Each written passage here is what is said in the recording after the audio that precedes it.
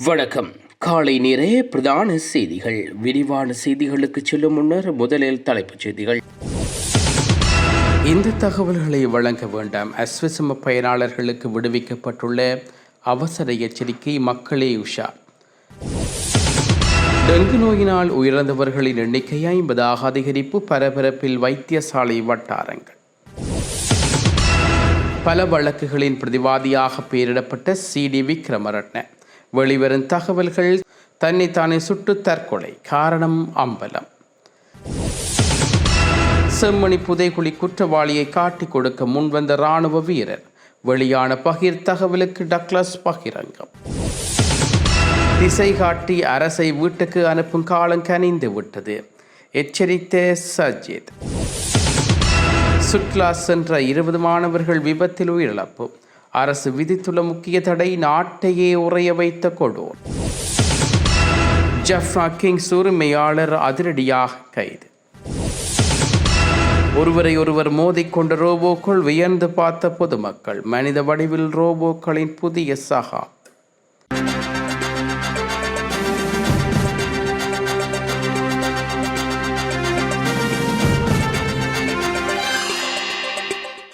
அஸ்வசம நலம்புரி திட்டத்தின் கீழ் பணப்பலன்களை பெறும் பயனாளர்களின் பணத்தை மோசடி செய்தும் நடவடிக்கைகள் இடம்பெறுவதாக பதிவாகியுள்ளதாக நலம்புரி நன்மைகள் சபை அறிவித்துள்ளது. நாட்டின் பல பகுதிகளில் உள்ள பயனாளர்களுக்கு அடையாளம் தெரியாத நபர்கள் பல்வேறு தொலைபேசி இலக்கங்களூடாக தொடர்பு கொண்டு தாங்கள் அஸ்வசம சபையின் தலைமை அலுவலக அதிகாரிகள் என போலியாக அறிமுகப்படுத்தி தகவல்களை பெற்று பண மோசடியில் ஈடுபடுவதாக தகவல்கள் கிடைத்துள்ளன. இந்த மோசடி செயல்களுக்கு நலம்புரி நன்மைகள் சபைக்கும் எவ்வித தொடர்பும் இல்லை என்றும் சபை வலியுறுத்தியுள்ளது. இவ்வாறான போலியான அழைப்புகள் மற்றும் மோசடி முயற்சிகள் குறித்து பாதிக்கப்பட்டவர்கள் உடனடியாக அருகிலுள்ள காவல் நிலையத்தில் முறைப்பாடு செய்யுமாறு அறிவுறுத்தப்பட்டுள்ளார்கள். செம்மணி மனித புதைக்குழிகள் விவகாரத்தில் குற்றவாளியாக்கப்பட்ட இராணுவ லான்ஸ் கேப்ரல் சோமரட்ன ராயபக்ச அண்மையில் தெரிவித்த கருத்து ஈழமக்கள் ஜனநாயக கட்சி மீது சேறு பூசியவர்களுக்கு பதில் வழங்கும் வகையில் அமைந்துள்ளதாக முன்னாள் அமைச்சர் டக்ளஸ் தேவானந்தா தெரிவித்துள்ளார். நேற்று முன்தினம் யாழ்ப்பாணத்தில் உள்ள அவரது கட்சி தலைமையகத்தில் நடைபெற்ற ஊடகவியலாளர் சந்திப்பில் ஊடகவியலாளர் எழுப்பிய கேள்வி ஒன்றுக்கு பதிலளிக்கும் போது அவர் இவ்வாறு குறிப்பிட்டுள்ளார். அவர் மேலும் குறிப்பிடுகையில் தமிழ் தேசிய கட்சிகள் என கூறுபவர்கள் தமது சுயலாப அரசியலை முன்னெடுப்பதற்காக பல்வேறு காலகட்டங்களில் பல்வேறு சந்தர்ப்பங்களில் ஈழமக்கள் ஜனநாயக கட்சி மீது சேறுபூசல்களை மேற்கொண்டார்கள், தற்போது மேற்கொண்டிருக்கின்றார்கள். அவருடைய அரசியலை பற்றி எனக்கு கவலை இல்லை. ஆனால் மக்களை தவறான பாதையில் இட்டுச் சென்று மக்களுக்கு கிடைக்க வேண்டிய அரசியல் அபிலாஷைகளையும் அபிவிருத்திகளையும் தடுப்பது கவலை அளிக்கிறது.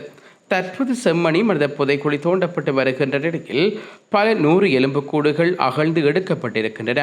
செம்மணி புதைக்குழி விவகாரத்தில் தமிழ் தேசிய கட்சிகள் ஈழமக்கள் ஜனநாயக கட்சி இணைந்து குற்றச்சாட்டுகளை முன்வைத்த நிலையில் அது சலிப்பை ஏற்படுத்தியுள்ளது. செம்மணி இராணுவ கட்டுப்பாட்டுக்குள் இருந்தபோது எங்கள் மீது பழி போட்ட சக தமிழ் கட்சிகளுக்கு செம்மணி விவகாரத்தில் குற்றவாளியாக்க தீர்ப்பளிக்கப்பட்ட இராணுவ லான்ஸ் கேப்ரல் சோமரட்ன ராயபக்ச தெரிவித்ததாக ஊடகங்களில் வெளிவந்த கருத்தை எல்லோரும் அறிந்திருப்பீர்கள் என்று தெரிவித்துள்ளார். கல்வி சுற்றுலா சென்ற மாணவர் குழுவை ஏற்றிச் சென்ற பேருந்து கொண்டு கிழக்கு உகண்டாவில் விபத்துக்குள்ளாகியுள்ளது. இந்த விபத்தில் 20 மாணவர்கள் மற்றும் ஒரு முதியவர் உயிர்ந்துள்ளதாக சர்வதேச ஊடகங்கள் செய்தி வெளியிட்டுள்ளது. கப்சோர்வா மாவட்டத்தில் இடம்பெற்ற இந்த விபத்தில் பாடசாலை ஊழியர்களும் படுகாயமடைந்துள்ளதாக தெரிவிக்கப்படுகிறது. பேருந்தில் ஏற்பட்ட இயந்திர கோளாறு தான் விபத்துக்கு காரணம் என்றும் செக் பாட்டி மலைக்கு அருகில் உள்ள சாலையின் ஒரு பகுதியில் சாரதி கட்டுப்பாட்டை இழந்துள்ளது என்றும் விசாரணைகளை தெரிய வந்துள்ளது. இந்நிலையில் விபத்து தொடர்பான விசாரணைகள் முடியும் வரை பாடசாலை கல்வி சுற்றுலாக்கள் ரத்து செய்யப்படும் என்று அரசு ஊடகங்கள் செய்தி வெளியிட்டுள்ளமை குறிப்பிடத்தக்கது. இலங்கை பிரீமியர் லீக் ஆட்ட நிர்ணயம் செய்ததாக சந்தேகத்தின் பேரில் ஜஃப்னா கிங்ஸ் கழகத்தின் உரிமையாளர் ஒருவரும் மற்ற நபரும் கைது செய்யப்பட்டுள்ளார். விளையாட்டு தொடர்பான குற்றங்களை தடுப்பதற்கான சிறப்பு புலனாய்வு பிரிவால் கைது செய்யப்பட்ட இருவரும் இந்திய பிரஜைகள் என்று கூறப்படுகிறது.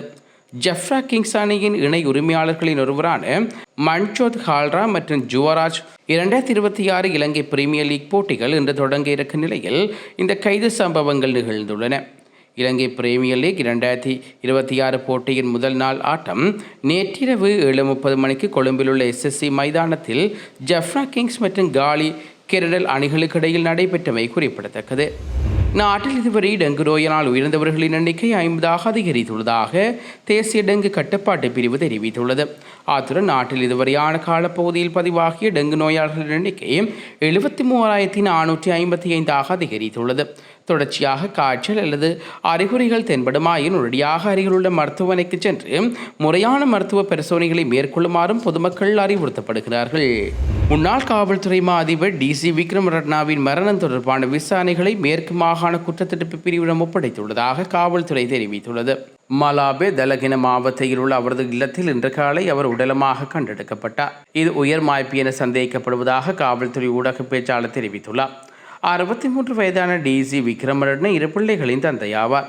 இச்சம்பவம் இடம்பெற்ற வேளையில் அவரது குடும்ப உறுப்பினர்களும் வீட்டிலேயே இருந்துள்ளார்கள்.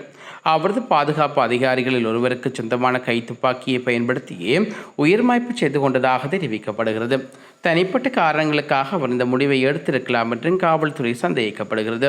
சம்பவத்தை தொடர்ந்து முன்னாள் காவல்துறை அதிபர் DC விக்ரமரட்ன கொழும்பு கிழக்கு ஆதார மருத்துவமனைக்கு கொண்டு செல்லப்பட்ட போதிலும் அவர் ஏற்கனவே விழுந்துவிட்டதாக தெரிவிக்கப்படுகிறது.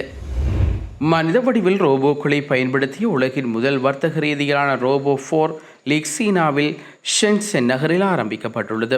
ஷென்சென் நான்ஷான் கலாச்சார மற்றும் விளையாட்டு மைதானத்தில் இடம்பெற்ற இந்த வரலாற்று சிறப்புமிக்க போட்டியில் ஒயிட் ஈகிள் மற்றும் வுல்ஃப் ஃபிங்கர்ஸ் என பெயரிடப்பட்ட 2 மனித வடிவ ரோபோக்கள் நேருக்கு நேர் மோதின. 5 சுற்றுக்கள் கொண்ட கடுமையான போட்டியின் முடிவில் கருப்பு கவசத்துடன் களமிறங்கிய பில் ஃபைட்டர்ஸ் அணியில் 3-2 என்ற புள்ளியின் அடிப்படையில் வெற்றி பெற்றது.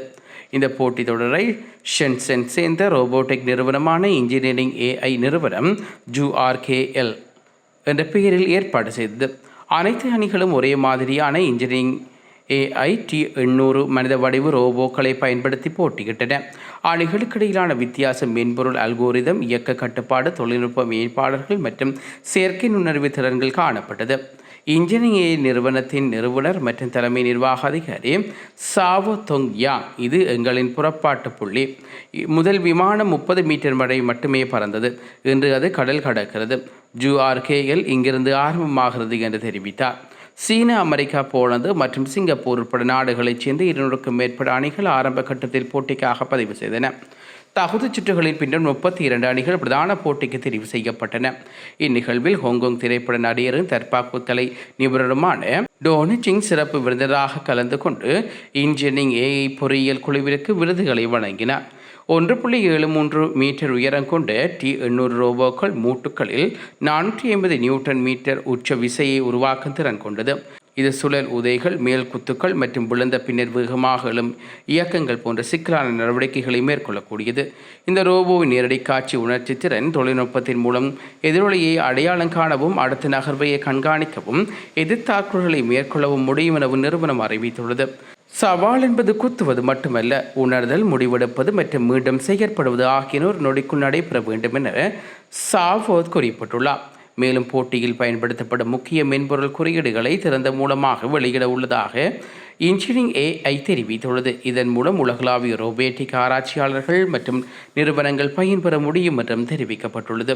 ரோபோ 4 லீக் எதிர்காலத்தில் தொழில்துறை, போக்குவரத்து, உற்பத்தி மற்றும் அன்றாட வாழ்க்கையின் மனித வடிவ செயற்கை நுண்ணறிவு தொழில்நுட்பத்தை விரிவுபடுத்தும் முயற்சிகளில் ஒரு பகுதியாகும் எனவும் இன்ஜினியரிங் AI தெரிவித்துள்ளது. தற்போதைய அரசு விவசாயிகளுக்கு வழங்கிய வாக்குறுதிகளை காற்றில் பறக்கவிட்டு அவர்களை நடுத்தெருவில் நிறுத்தியுள்ளது என்று எதிர்க்கட்சித் தலைவர் சஜித் பிரேமதாச குற்றம் சாட்டியுள்ளார். இந்த அரசை வீட்டுக்கு அனுப்பும் போராட்டத்தை விவசாயிகளை தொடங்கிவிட்டார்கள் என்றும், கடந்த காலங்களில் மக்கள் எவ்வாறு தங்களுக்கு எதிராக செயற்பட்ட ஜனாதிபதிகளை விரட்டி அடித்தார்களோ அதே கதை இவர்களுக்கு ஏற்படும் என்றும் சுட்டிக்காட்டியுள்ளார். ஹம்பாந்தோட்டை வீரவில பிரதேசத்தில் நேற்று முன்தினம் நடைபெற்ற விவசாயிகளுடான சந்திப்பில் கலந்து கொண்டு உரையாற்றும் போது இவ்வாறு குறிப்பிட்டுள்ளார். அவர் மேலும் தெரிவிக்கையில், நெல் 1 கிலோ உற்பத்தி செய்ய 137 ரூபாய் செலவாகும் நிலையில் அரசு அதனை 120 ரூபாய் உத்தரவு விலையை வழங்குகிறது. இதனால் 1 கிலோவுக்கு 17 ரூபாய் நட்டம் ஏற்படுகிறது. தேர்தல் காலத்தில் வாக்குறுதி அளிக்கப்பட்ட 150 ரூபாய் உத்தரவாடு விலை வழங்கப்படவில்லை.